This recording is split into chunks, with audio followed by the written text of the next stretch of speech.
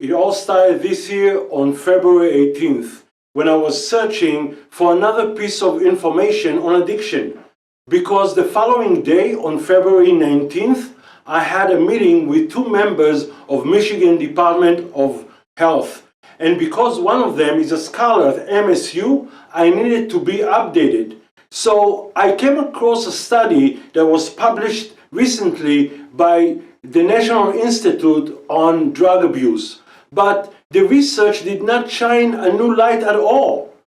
Because over 30 years ago, they discovered the real cause of addiction to nicotine as well as other addictive drugs. And after I met with the two gentlemen from the Department of Health, I felt something is hidden from the public. So I started my own investigation. Many studies were done in the past 30 years on addiction to nicotine, but there is no evidence to prove a prolonged benefit from the plan to assist smokers between age 18 to 64 to quit smoking. As a matter of fact, as you can see, only smokers above the age of 65 have success quitting, because at that age, diseases caused by smoking are already in advanced stage, and the fear of dying is stronger than the fear to quit. In the past 50 years, experts are showing us the success they have in reducing the use of tobacco. It happened because we raised taxes, restricted advertising, and by educating the public about the health results of smoking. Look at the facts. From the 60s of last century, less people were picking up smoking. However, they are eating more, much more, to become obese. And the public did not pay attention to the rising pandemic of obesity until the mid-90s, where the Surgeon General addressed the urgent need to find a solution to the new devastating pandemic. Experts clearly recognize that the addiction is to nicotine, but the diseases are caused by smoking tobacco. That's why there are warning labels on all tobacco products. But what measures were taken to inform the public about foods that directly link to cause addiction, thus obesity? And even if we did find who's responsible, with the help of their attorneys, they probably will get away with it. When I ask addicts to nicotine if they feel enslaved, the answer by many was yes. But before I show you how more than 70% of Americans were misled to consume legal products that cause long-term slavery to common addictions, let me introduce myself to you. Live from Detroit's news leader, you're watching WDIV, Local 4. America Strikes Back. Now, we've seen that patriotism is alive and well here in Metro Detroit, with flags flying from homes, cars, even pinned on clothing. And Local 4's Paula Tutman introduces us to Ultimate Patriot, who will carry the flag by himself for 26 long miles. What we're facing as Americans right now can bring out the best in us and the worst in us. It can show our strength and our weaknesses. And for one local man who was born with a damaged heart, it is showing truly how much heart he really has, as he literally puts his best foot forward to help bring up the morale of his countrymen. 38-year-old Yair Reuven is in training as a power walker, and that in itself is a feat. He's a former heart patient, has had open heart surgery, had his share of doom and gloom from physicians, and decided not to play along with the hand that was dealt him. That said, he refuses to allow what's happening to America to break his salvaged heart. I think everybody needs extra support in any way. If I'm going to walk the marathon, why not to do it with a flag? And imagine the sight, a flag bobbing in the air, in the wind, for 26 miles. To see a man walking down the street with a flag, participating in the marathon, I think it would be a great event for all of us. If you see it, and it makes you smile, or cheer, or fills your heart, Yair will consider this marathon well raced. A lot of red, white, and blue out here in Detroit today. A lot of marathon runners telling me they were inspired by something much deeper this year. Signs of patriotism virtually everywhere along the 26-mile course. And remember this man, Yair Reuven? We first introduced you to him a few days ago while he was gearing up for his power walk with an American flag strapped to his waist and his head. Wow, how can I say how was it? I mean, it was incredible because it was so windy. Now, in the flag, yeah, so now I don't have just to race for myself, also for the flag. Like many smokers, I started at the age of 16. When I turned 26, I had an open heart surgery to correct a birth defect. That caused me to quit smoking for 8 years. However, one day, while visiting a childhood friend in France, I smoked with him only one cigarette. That got me back to the addiction. 4 years later, after my cardiologist informed me about my high blood pressure and angina pectoris due to the defect in my heart, I had a choice: either quit smoking or die younger. That's when I exchanged the addiction to nicotine with addiction to health and physical activity. After I finished my studies in natural healing, I returned to Israel to heal the nation from heart disease. Over there, I appeared on every media and I thought I was on the right path. But one day after court hearing on my divorce case, all I wanted to do is to smoke a cigarette, and I didn't know why. Look at me. In 2012, I was smoking a cigarette while I was wearing a shirt from racing to the top of the highest tower in Tel Aviv. I was on top of the world and now walking again in the valley of death. This time, nothing seems to help me to quit. So I started my own research, and on February 2016, after my 53rd birthday, I used the plan I developed. Now, by understanding the nature of addiction, it is not possible for me to relapse again. And at the end of 2017, my desire to reunite with my grown son brought me back to Michigan. At first, I thought to work in the field of my expertise in natural healing, but then I thought that teaching people how to free themselves from slavery to their addiction will be the best contribution I can give to humanity. But first, we, the people, have to recognize the existence of this form of slavery. I name it slavery to common addictions. It was never recognized by scholars before. Dr. Robert DuPont, in his book Chemical Slavery, addressed the epidemic addiction to opioids. Dr. DuPont found that most opioid users start in their teen years, about the same time they start smoking cigarettes and cannabis and drinking alcohol.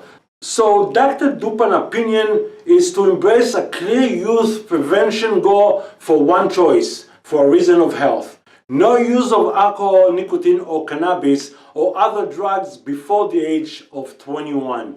It may sound great, but we already know what happened when we tell a 16-year-old not to do something. The question is, what's common with nicotine, cannabis, opioids, and other drugs to cause what Dr. DuPont called chemical slavery? Dr. Noah Volko is the director of the National Institute on Drug Abuse. Let's hear about the unique chemical that causes such slavery. One of hundreds of drug abusers Volkov and her staff have examined over the years, zeroing in on a critical substance, dopamine. Dopamine so happens to be one of the main chemicals regulating pleasure centers in the brain. And as such, it's therefore the mechanism by which nature motivates our behavior. At the most basic level, dopamine has saved us from extinction by making the key elements for survival of the species, food and sex, pleasurable. So what's the difference between nicotine and other drugs like cannabis, cocaine, heroin, and amphetamines? There are two key differences. One, the level of dopamine rising in the brain after using the drug, which is different from one another. But most importantly is number two. When using other drugs, the user feels the rush of high in the brain and in the body, whereas in nicotine, there is a rising in dopamine level. But the smoker does not feel anything with the five senses. Dr. Volko explains why. And that's why drugs are so malignant. You see a stimuli, dopamine goes up in your brain, and that in turn drives the behavior of the person to try to get the drug. And that's an unconscious thing. It's not even conscious. Did you hear that? Let's listen again. And that's an unconscious thing. It's not even conscious. Now, in order to understand the slavery to common addictions, we have to identify the most common legal drug, like nicotine, that sneaks behind the user's awareness through the subconscious, thus causing the user of that drug to become a lifelong slave to it. In 2017, obesity or severe addiction to fattening food became the leading cause of preventable premature death in the United States. And Michigan falls way behind the national average. Though in the past 50 years we see a declining rate in number of tobacco users, but nothing could stop obesity. You need to know that the difference between overweight and obese is just like the difference between a smoker of a pack to that of 2 packs or more a day. Dr. Volko shows us that when the addict sees a stimuli, dopamine level start to go up, and then the addict reaches for the drug. In both cases, the drug is legal and stimulus can be found everywhere. And the addict of the legal drug acts and behaves like a slave. It is clear in addiction to nicotine and obesity that a drug controls the addict minds for someone's personal gain for profit. And what is a slave getting in return for being a lifelong loyal to his master? Diseases and disfiguring of the physical body, loss of self-confidence and inability to make the right decision. Eventually, the slave becomes sick to death, broke, and a burden on society. The Center of Disease Control and other experts already warns us about the rising cost of obesity in the next 20 years. Michigan cannot afford it. Therefore, immediate action must be taken. So, what can we do to stop the pandemic forced on our society by legal drug dealers? First, we have to stop the slavery to common addictions. There are people in our society that persuade others to buy the legal foods containing drugs. Through smart advertising, they are convincing the public that their products deliver relaxation, concentration, confidence, and overall a feel-good sensation.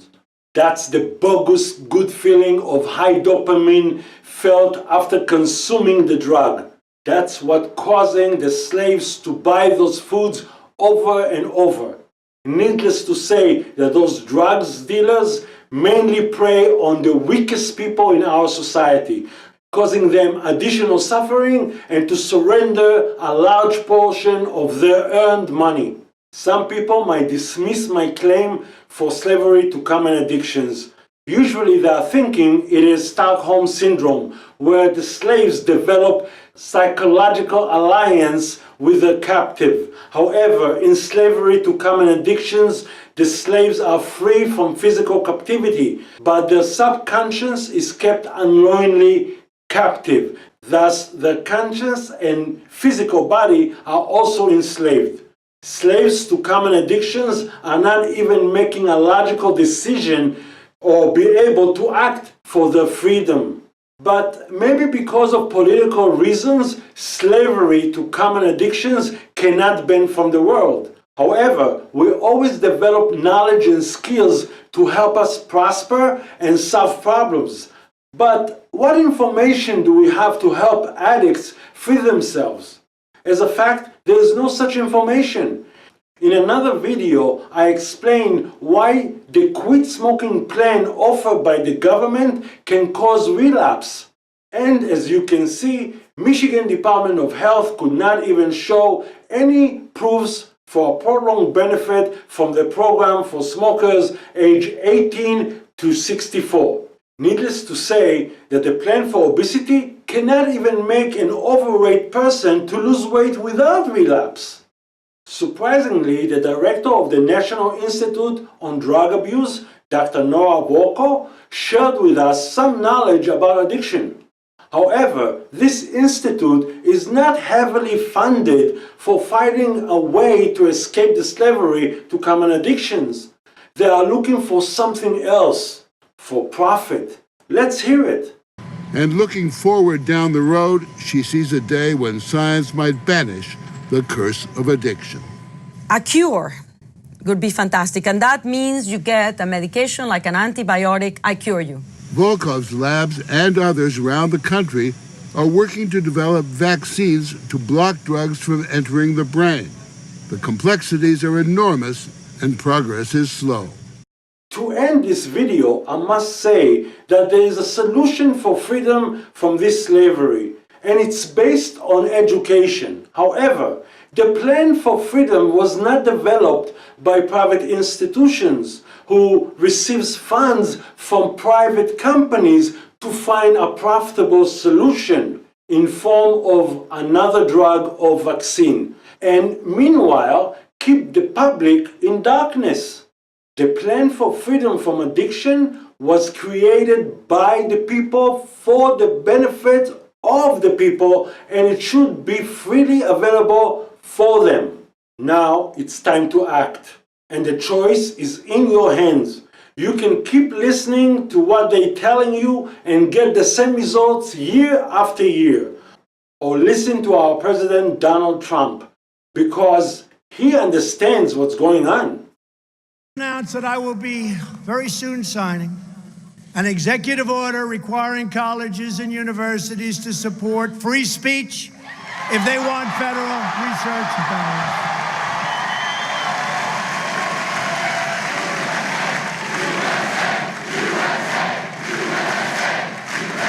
If they want our dollars and we give it to them by the billions, they've got to allow people like Hayden and many other great young people and old people to speak. Free speech. And if they don't, it will be very costly. That'll be signed very soon. Every day we're restoring common sense and the timeless values that unite us all. We believe in the Constitution and the rule of law. We believe in the First Amendment right, and we believe in religious liberty.